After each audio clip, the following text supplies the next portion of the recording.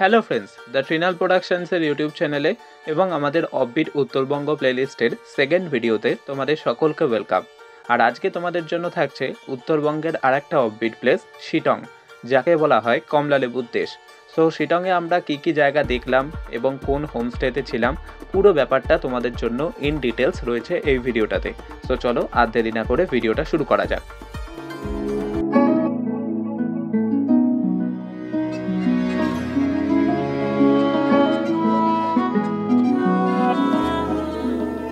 শিলংয়ে আসার জন্য তোমরা শিয়ালদা বা হাওড়া থেকে নিউ জলপাইগুড়িগামী ট্রেনে করে চলে আসতে পারো নিউ জলপাইগুড়ি, এবং নিউ জলপাইগুড়ির যে পার্কিং লট আছে স্টেশনের কাছে, সেখান থেকে চাইলে নিজস্ব গাড়ি বুক করে আসতে পারো শিটংয়ে, এবং তার জন্য তোমাদের খরচা পড়বে 4,500 টাকা। এছাড়াও তোমরা চাইলে নিউ জলপাইগুড়ি থেকে চলে আসতে পারো শিলিগুড়িতে যে কোনো টোটো বা অটোর মাধ্যমে, এবং পরবর্তীকালে শিলিগুড়ি থেকে বাস সার্ভিস আছে বা কার সার্ভিস আছে, যেগুলোর মাধ্যমে তোমরা চলে আসতে পারো শিটং। জলপাইগুড়িতে এসে এবার একটা নতুন সিস্টেম দেখলাম, যেটা এবার আমি তোমাদের সাথে শেয়ার করব।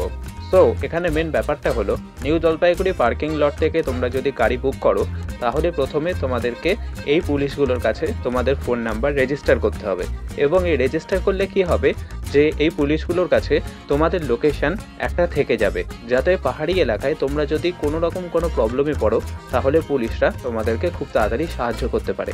সো এটা এক কথায় একটা দারুণ ইনিশিয়েটিভ। সো তোমরা অবশ্যই কিন্তু এখানে এসে এটা করে নিও।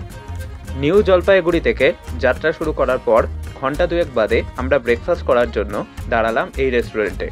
এই রেস্টুরেন্টটার নাম হচ্ছে চ্যাসাম রেস্টুরেন্ট, যেটা সেবক বাজারের কাছে। এবং এই রেস্টুরেন্টে যখন তোমরা প্রবেশ করবে, তখন তোমাদের কিন্তু পুরো অ্যাম্বিয়েন্সটা একটা পাহাড়ি এলাকার রেস্টুরেন্টের মতো লাগবে। এখানে আমরা প্রথমে অর্ডার করেছিলাম 4 প্লেট চিকেন মোমো এবং পরে 4টে আলুর পরোটা, এবং এক কথায় তখন কিন্তু খিদের মুখে খাবারের কোয়ালিটি এক কথায় সেরা লেগেছিল। তাই তোমরা যদি শিলিগুড়ি বা নিউ জলপাইগুড়ি থেকে দার্জিলিং, শিটং বা কালিম্পং, কার্শিয়াং আসো এই সেবক রোড দিয়ে, তাহলে কিন্তু এই রেস্টুরেন্টটা অবশ্যই চেক আউট করতে পারো। শিটংয়ে আমাদের প্রথম sight seen Ahaldara viewpoint. এই অহলদারা ভিউ পয়েন্ট শেলপু পাহাড়ে অবস্থিত একটা দারুণ ভিউ পয়েন্ট, এবং এইখানে প্রাকৃতিক দৃশ্য এক কথায় অসাধারণ। So first of all Ahaldara view পয়েন্টে আসতে হলে তোমাদেরকে অহলদারা চেক পয়েন্টে পার হেড 10 টাকা করে টিকিট কাটতে হবে, এবং যদি তোমরা গাড়ি নিয়ে আসো তাহলে একটাই টিকিট কাটতে হবে, যেটার মূল্য 50 টাকা। এছাড়া পার হেড আর কিছু দিতে হবে না। এখানে এলে প্রথমেই তোমাদের যেটা চোখে পড়বে সেটা হলো দুই ধারে প্রচুর সিনকোনা গাছ, যেটা থেকে ম্যালেরিয়া রোগের ওষুধ তৈরি হয়। আর এখানে সিনকোনা প্ল্যান্টেশন কিন্তু নতুন নয়, এখানে সিনকোনা প্ল্যান্টেশন শুরু হয়েছে আজ থেকে প্রায় 162 বছর আগে, অর্থাৎ 1862 সালে, এবং এটি শুরু করেছিলেন শিবপুর বোটানিক্যাল গার্ডেনের সুপারিনটেন্ডেন্ট থমাস অ্যান্ডারসন। এবং এই সিনকোনা গাছ থেকে ম্যালেরিয়া রোগের ওষুধ তৈরির কারখানা রয়েছে মংপোতে। তাই বলা যায় এক কথায় এখানকার মানুষদের অন্যতম বড় সোর্স অফ ইনকাম হলো এই সিনকোনা গাছ। সো ওভারঅল এই ছিল অহলদারা ভিউ পয়েন্ট, যেটি মূলত তার প্রাকৃতিক পাহাড়ি সৌন্দর্যের জন্য বিখ্যাত। আর তোমরা যদি এখানে আসো, তাহলে তোমাদের কাছে সুযোগ থাকবে এই প্রাকৃতিক পাহাড়ি পরিবেশে নিজেদের অসংখ্য স্মৃতি ক্যামেরাবন্দি করার। আমাদের নেক্সট সাইট সিন ছিল Namthing Pokhri biodiversity heritage site. তো ফার্স্ট অফ অল তোমরা যদি কোনোদিন শিলংয়ে বর্ষাকালে আসো, তাহলে দূরে যে মাঠের মতো জায়গাটা দেখতে পাচ্ছ, সেই জায়গা পুরো জলে ভর্তি দেখবে। এছাড়াও নামথিং পোখরি বায়োডাইভার্সিটি হেরিটেজ সাইটে বর্ষাকালের টাইম এলে তোমরা প্রচুর পরিমাণে স্যালামান্ডার দেখতে পাবে, আর এই স্যালামান্ডার হলো ডাইনোসরের সমগোত্রীয়। এছাড়াও এই নামথিং পোখরি বায়োডাইভার্সিটি হেরিটেজ সাইটে রয়েছে এই পাইন বোর, যেখানকার শান্ত এবং স্নিগ্ধ পরিবেশ তোমাদেরকে মুগ্ধ করবে। এরপর আমাদের নেক্সট সাইট সিন 350 বছরের পুরনো একটা বুদ্ধিস্ট মনেস্ট্রি। আপার ঘালায়াতার বা শিটং ওয়ানের থাম ভিলেজের কাছে অবস্থিত এই মনেস্ট্রির বিশেষত্ব হলো এই মনেস্ট্রি পুরোটাই মাড বা মাটি এবং বাম্বু বা বাঁশ গাছ দিয়ে তৈরি। তোমরা এখানে এলে তোমাদেরকে তোমাদের গাড়ি এলটি মহালদিরাম রোডে নামিয়ে দেবে। এবার ওই রোড থেকে এই রাস্তাটা, যে রাস্তাটা এখনই তোমাদের ভিডিওতে দেখালাম, এই রাস্তা ধরে 100 মিটার এগিয়ে এলেই তোমরা চলে আসবে মনেস্ট্রির কাছে। এই মনেস্ট্রির আসল নাম হলো আপার ঘাইলেতার লঙ্গলেচ্ছা বুদ্ধিস্ট মনেস্ট্রি। যদিও স্থানীয়রা এই মনেস্ট্রিকে অনেক নামে চেনেন। কেউ কেউ এটিকে বলেন মানা মনেস্ট্রি, কারণ এটা মানা ভিলেজের কাছে। কেউ কেউ এটিকে বলে থাম মনেস্ট্রি, আবার কেউ কেউ এটিকে বলে লেপচা মনেস্ট্রি। এবং স্থানীয়দের কাছে এই মনেস্ট্রি খুবই জাগ্রত, এবং তোমরাও যদি শিলংয়ে আসো, তাহলে অবশ্যই তোমাদেরও কিন্তু এই মনেস্ট্রি অবশ্যই ভিজিট করা উচিত। এরপর আমাদের নেক্সট সাইট সিন রিয়াংখোলা নদীর উপরে অবস্থিত যোগীঘাট ব্রিজ। প্রসঙ্গত এখানে রিয়াং খোলা, এখানে যে খোলা কথাটা আছে সেই খোলা কথার অর্থ কিন্তু নদী, তার মানে রিয়াং নদীর উপরে অবস্থিত যোগীঘাট ব্রিজ। ৭৪ মিটার দীর্ঘ এই ব্রিজ শিটংকে মংপুর সাথে জোড়ে এবং এই ব্রিজটি তৈরি হয়েছে ২০১৫ সালে এবং এটির উদ্বোধন করেছিলেন বাবা রামদেব। এবং তার আগে এখানে ছিল কাঠের তৈরি একটা ঝুলন্ত ব্রিজ, যেটা তৈরি হয়েছিল ব্রিটিশদের সময়কালে। প্রসঙ্গত এই ব্রিজটার নাম যোগীঘাট ব্রিজ, তার কারণ এই ব্রিজটার কাছে যে গ্রাম রয়েছে সেই গ্রামটার নাম যোগীঘাট গ্রাম। এবং তোমরা চাইলে কিন্তু যোগীঘাট ব্রিজের কাছ দিয়েই নেমে যেতে পারবে রিয়াং নদীর ঝর্ণার কাছে এবং সেইখানে তোমরা এক কথায় দারুণ এক্সপিরিয়েন্স পাবে এবং এখানে তোমরা প্রচুর ছবি তোলারও সুযোগ পাবে, যদিও এইখানে একটু সতর্কতা অবলম্বন করেই নামা উচিত।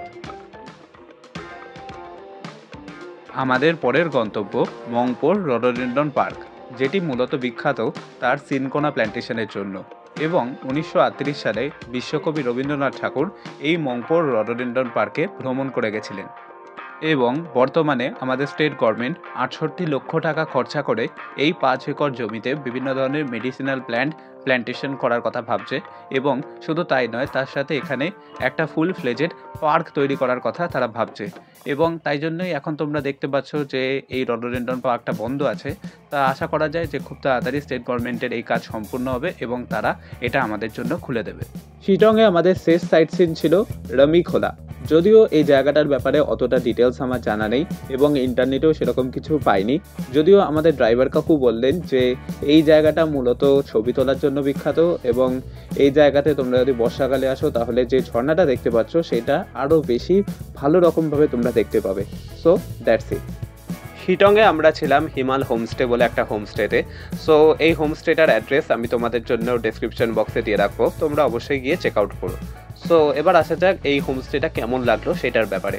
সো তার আগে একটা জিনিস বলে দেওয়া ভালো যে এই হোমস্টেতে টোটাল 11টা রুম আছে, যার মধ্যে 9টা সিঙ্গেল বেড এবং 2টো ডবল বেড, যদিও এর এক্স্যাক্ট রেশিওটা এখন আমার ঠিক মনে নেই, প্লিজ তোমরা একটু চেক আউট করে নিও। এবার আসা যাক এই হোমস্টেটা কেমন লাগলো সেটার ব্যাপারে। সো ফার্স্ট অফ অল যে পরিমাণ টাকা তোমরা এখানে পে করে এই হোমস্টেতে থাকতে আসবে সেটার রেসপেক্টে যদি বলি, সো যে রুম বা যে রুম সার্ভিস তোমরা পাবে সেটা এক কথায় অন অ্যান অ্যাভারেজ ভালো। সো এখানে অন অ্যান অ্যাভারেজ ভালো কেন বলছি সেটার কারণ হলো কার্শিয়াংয়ে আমরা যে হোমস্টেতে থেকে এসেছি সেটার সাথে যদি কম্প্যারিজন করি সো একে একটুখানি খারাপ বলতেই হয়। তারপরে যদি এবার আমি এখানে মানুষজনের ব্যবহারের কথা বলি, সো এখানে হোমস্টেতে কর্মচারীদের ব্যবহার ঠিকঠাক, তোমাদের কোনো অসুবিধা হবে না। এবার আরেকটা জিনিস যেটা হলো এখানে ফুড কোয়ালিটি, সো ফুড কোয়ালিটিও এখানে অন অ্যান অ্যাভারেজ ভালো, মানে সবই মোটের উপর দিয়ে ভালো, মানে তোমাদের এটা মনে হবে না যে তোমাদের পয়সা ওয়েস্ট হচ্ছে। অ্যান্ড অ্যাট লাস্ট একটা জিনিস যেটা এখানের স্পেশাল অ্যাট্রাকশন সেটা হলো এইখানের ব্যালকনি থেকে কিন্তু তোমরা কাঞ্চনজঙ্ঘার দর্শন পেতে পারো যদি তোমাদের কপাল ভালো থাকে। এবং আমরা যেবার শিটং গেছিলাম সেইবার আমরা যথেষ্ট ফরচুনেট ছিলাম, তাই জন্যই আমরা কাঞ্চনজঙ্ঘার দর্শন পেয়েছিলাম। তাই তোমরা যদি কোনোদিন শিটংয়ে ঘুরতে আসার প্ল্যান করো তাহলে অবশ্যই এই হোমস্টেটা চেক আউট করতে পারো এবং এই হোমস্টের ব্যাপারে আরও ডিটেলস তোমাদের জন্য ডেসক্রিপশন বক্সে অপেক্ষা করছে। তা এই ছিল আজকের ভিডিও, আশা করি তোমাদের এই ভিডিওটা ভালো লেগেছে। যদিও শিটংয়ের বেশ কিছু জায়গা আমি তোমাদের সাথে শেয়ার করতে পারিনি এবং এর পেছনে মূলত দুটো কারণ। ফার্স্ট অফ অল যে ট্যুরিস্ট গ্রুপটার সাথে আমরা এসেছিলাম তারা যে ট্যুরিস্ট প্যাকেজটা আমাদের শিটংয়ের জন্য দিয়েছিল সেইখানে ওই পার্টিকুলার জায়গাগুলোর কিছু ইনক্লুডেড ছিল না এবং দ্বিতীয়ত আমরা যেহেতু দিওয়ালির টাইমে গেছিলাম কিছু জায়গা দিওয়ালি উপলক্ষে বন্ধ ছিল। কিন্তু কি জানো তো, যা হয় ভালোর জন্যই হয় এবং আমি এই কথাটা কেন বলছি, কারণ শিটংয়ের সবকটা জায়গা যদি আমার ফার্স্ট ট্রিপে দেখা হয়ে যেত তাহলে শিটংয়ে দ্বিতীয়বার আসার আমার আর এন্থু থাকতো না। তা আশা করা যায় যে খুব তাড়াতাড়ি আরেকবার শিটংয়ে আসার সুযোগ পাবো এবং তখন অবশ্যই তোমাদেরকে শিটংয়ের বাদবাকি সবকটা জায়গা ঘুরে দেখাবো। তো ততদিন পর্যন্ত প্লিজ আমাদের সঙ্গে থেকো। আর আজকে এই ভিডিওটা এই পর্যন্তই। তো চলো টাটা, খুব তাড়াতাড়ি অন্য কোনো একটা ভিডিওতে দেখা হবে।